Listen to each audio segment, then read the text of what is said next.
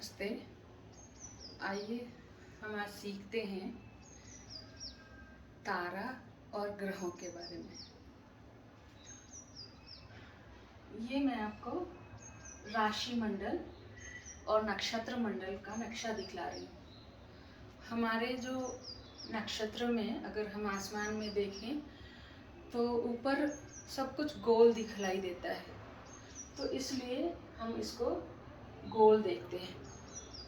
और नक्षत्र मंडल जो है वो जो धरती की धुरी है उसके चारों तरफ ये नक्षत्र मंडल ऐसे सजे हुए हैं, और उनका जो आकार बनता है उसको अलग अलग राशियों में बांटा गया है उसके स्वरूप के हिसाब से। जैसे मेष राशि या वृषभ राशि की बात करें तो इनका आकार मेष जैसा दिखता है। वो तारों की संरचना मिला करके तारों का जो समूह है वो अगर उसको देखा जाए तो एक आकृति सी उभरती है जो मेष की तरह होती है, जैसे उसके दो सींग हुए और मेष का चेहरा हुआ। और उसके बाद जो वृषभ है तो जैसे एक बैल बैठा हुआ होता है और उसका जो शरीर मतलब उसका जो चेहरा होता है जैसा होता है, वैसी आकृति वृषभ राशि की बनती है अगर हम तारा की संरचना देखें तो। और ऐसे ही करके हर एक राशि में वैसी ही संरचना बनती है, तो उस हिसाब से राशि को बांटा गया है। और 27 नक्षत्र हैं जो उसके चारों तरफ वो 27 नक्षत्र मिला करके एक राशि मंडल का निर्माण करते हैं। अब इसको जानने के लिए, चूंकि ये एक वृत्ताकार आकार में है, पृथ्वी गोल गोल घूमती है, तो हमको कहीं ना कहीं उसका एक शुरुआती बिंदु लेना पड़ेगा।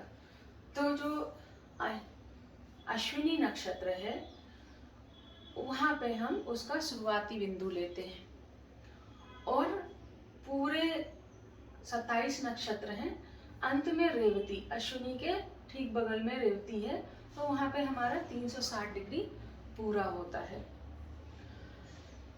अब इनका जगह कैसे है, ये जो 12 राशियां हैं ये 30 डिग्री लेती हैं। अगर हम पूरे नवमंडल को 360 डिग्री में बांटते हैं तो 12 राशियों का जो स्थान है वो प्रत्येक राशि को लगभग बराबर 30-30 डिग्री का जगह दिया गया है। और अगर हम नक्षत्रों की बात करें तो नक्षत्र को 13 डिग्री 20 मिनट का जगह मिलता है।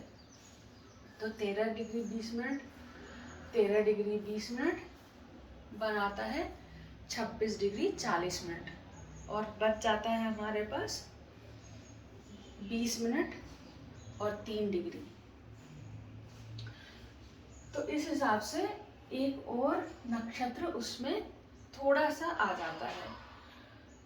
तो लोगों ने देखा कि 27 नक्षत्र को बराबर 12 राशियों में बांटना मुश्किल है, तो उन्होंने नक्षत्रों को 4 चरण में बांटा। तो प्रत्येक नक्षत्र के 4 चरण है। अगर आप देखिए तो अश्विनी के 1 2 3 4, वैसे ही भरणी के 1 2 3 4, कृतिका के 1 2 3 4। तो अगर हम प्रत्येक नक्षत्र को 4 चरण में बांटे तो 27 गुने 4 108 होता है। अब ये 108 को अगर हम बराबर भागों में बांटे, 12 बराबर भागों में बांटे, तो 108 को 12 से भाग लगाने पे हमारा जो शेष बचता है वो है 9। तो प्रत्येक राशि में 9 चरण आते हैं। कोई भी तारा आगे या पीछे हो सकता है, मतलब जो सीक्वेंस है, जो क्रम है, उसी में किसी भी राशि में आप देखेंगे किसी तारे का 2 चरण आता है या 3 चरण आता है, किसी तारे का 1 ही चरण आता है। तो ये लेकिन 9 चरण में बटा हुआ है। अगर आप देखिए तो मेष राशि में अश्विनी के 4 चरण, भरणी के 4 चरण और कृतिका के 1 चरण। फिर आप दूसरी राशि में आइए, वृषभ राशि में। यहाँ पे कृतिका के 3 चरण, रोहिणी के 4 चरण और मृगशिरा के 3 चरण आते हैं। सॉरी, मृगशिरा के 2 चरण आते हैं। आगे देखते हैं, मिथुन राशि आती है। मिथुन राशि में मृगशिरा के 2 चरण, आद्रा के 2 चरण और पुनर्वसु के 3 चरण आते हैं। आगे है कर्क राशि। कर्क राशि में पुनर्वसु का 1 चरण, पुष्य का 4 चरण और आश्लेषा का 4 चरण। तो यहाँ से 120 डिग्री मतलब 1/3 भाग कवर हो गया। और उसमें हमारा देखिए कितने नक्षत्र आ रहे हैं, 1 2 3 4 5 6 7 8 9। तो 9 नक्षत्र आए 120 राशि। फिर आप देखिएगा 120 से 240 तक 9 नक्षत्र पूरे आते हैं। अगला में फिर वही, जैसे अश्विनी में शुरू हुआ था वैसे ही यहाँ से शुरू होता है। सिंह राशि में मघा के 4 चरण, पूर्व फाल्गुनी के 4 चरण और उत्तर फाल्गुनी का 1 चरण आता है। फिर ऐसे ही क्रम से बढ़ते जाते हैं और 240 डिग्री पे ये नक्षत्रों का क्रम पूरा हो जाता है।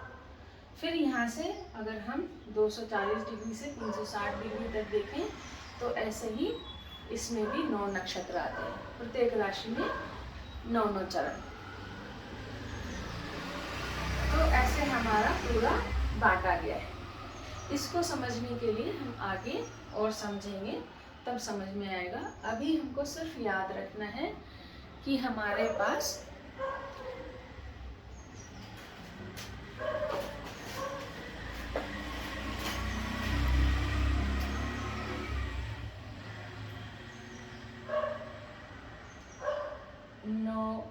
ग्रह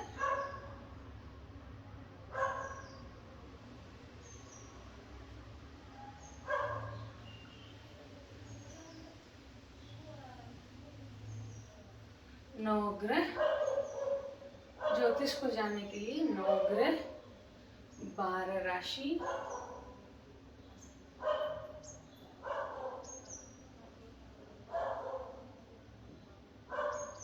और 27 नक्षत्र।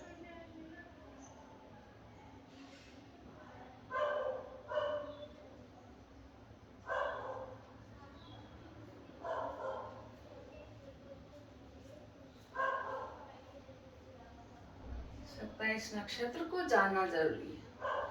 नक्षत्र मतलब स्टार्स, राशि मतलब साइन।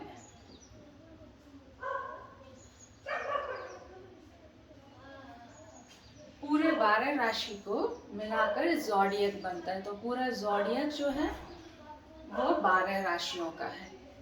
ठीक है, प्रत्येक राशि को इंग्लिश में साइन कहते हैं, प्रत्येक नक्षत्र को स्टार कहते हैं और ग्रह को प्लैनेट कहते हैं। अब हम अगले क्लास में आपको सबके नाम बताएंगे। धन्यवाद।